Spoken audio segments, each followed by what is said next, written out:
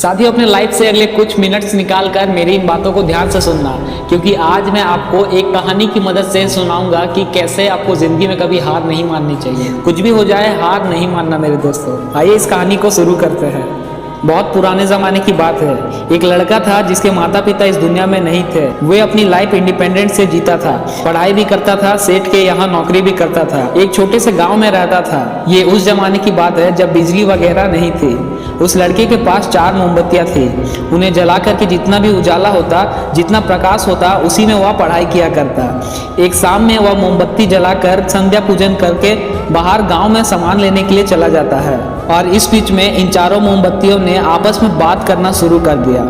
जो पहली मोमबत्ती थी उसने कहा कि मैं विश्वास का प्रतीक हूँ, लेकिन इस दुनिया में विश्वास बचा कहाँ है। लोग भरोसा नहीं करते और लोग जो है आजकल भरोसा करने लायक भी नहीं बचे। वह लोगों की बुराई करती गई और इसके बाद उसने कहा कि मेरी इस दुनिया में ज़रूरत नहीं है, और ऐसा बोल करके विश्वास वाली मोमबत्ती बुझ गई। जो दूसरी मोमबत्ती थी उसने कहा कि मैं शांति का प्रतीक हूँ, लेकिन शांति कहाँ है। चोरी हो रही है, कहीं डकैती हो रही है, लूट हो रही है, कहीं अगजनी हो रही है, कुछ ना कुछ उल्टा सीधा चलता ही रहता है। इस दुनिया में शांति नहीं बची। लगता है इस दुनिया में मेरी भी जरूरत नहीं है। ऐसा बोल करके वह शांति वाली मोमबत्ती भी बुझ गई। जो तीसरी मोमबत्ती थी उसने कहा कि मैं प्रेम का प्रतीक हूँ, प्यार का प्रतीक हूँ, लेकिन इस दुनिया में आजकल नफरत बढ़ गई है। लोग एक दूसरे से नफरत करने लगे हैं। लोगों के मन में एक दूसरे के लिए प्यार खत्म हो गया है। प्यार की भावना नहीं बची। लोग स्वार्थी हो गए हैं, मतलबी हो गए हैं। 1-2 दिन का प्यार दिखावा के लिए करते हैं, बस मेरी भी इस दुनिया में जरूरत नहीं है। ऐसा बोल करके वह तीसरी वाली मोमबत्ती भी बुझ गई। चौथी मोमबत्ती जलती रही, खामोश रही। वो लड़का सामान लेकर के वापस अपने घर पर आया। कमरे में घुसा तो उसने देखा कि 3 मोमबत्तियां बुझ चुकी है। उसके पास में जो बची हुई थी वो भी खत्म होने वाली थी।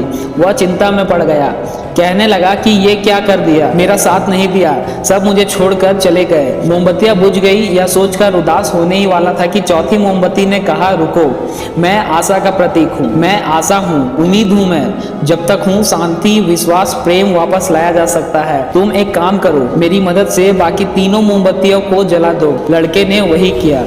उसने उस उम्मीद की मोमबत्ती से बाकी तीनों मोमबत्तियों को जला दिया।